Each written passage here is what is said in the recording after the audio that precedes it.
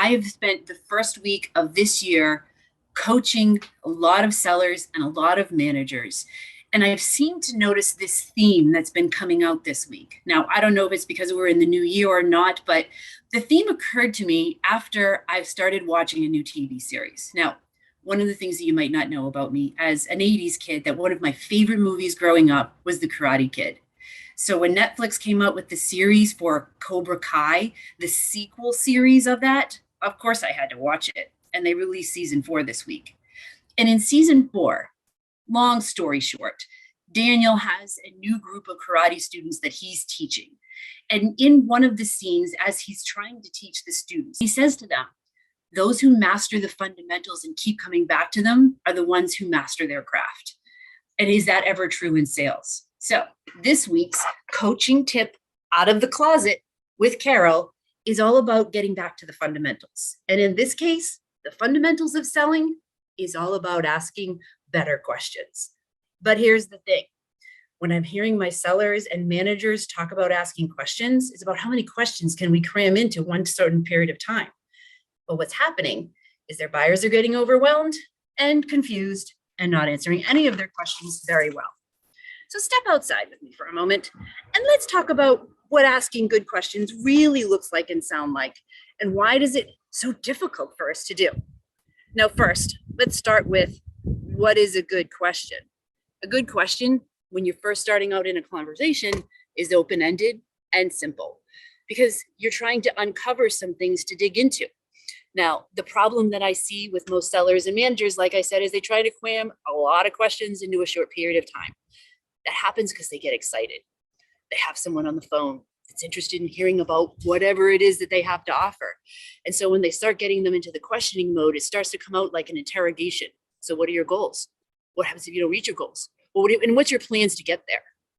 And the buyers are looking at them like, I don't remember what he said in the first question. So they start talking about something else. So tip number 1, when you want to ask better questions, ask them one at a time.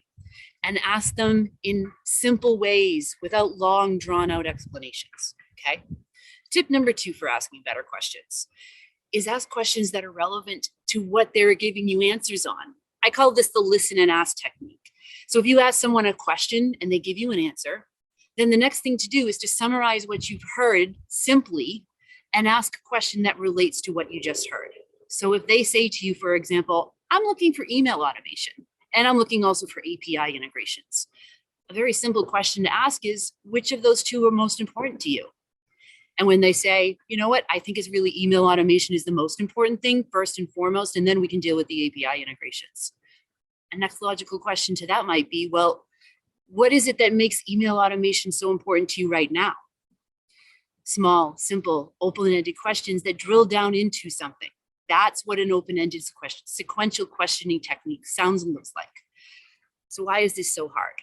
Why do we get so emotionally involved when we get someone on the phone? Well, that's tip number 3.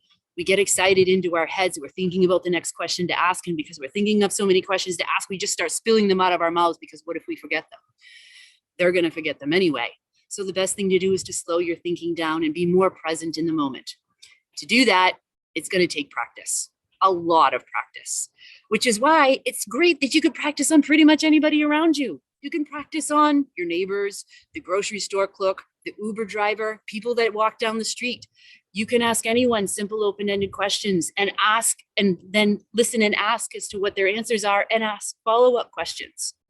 There's a link on my blog. If you go there and search for this questions and periods game, that's another way that you can make it fun for your team to just get in the habit of asking questions. So Sales Fundamentals 101 for this year, according to Daniel's son, practice the fundamentals.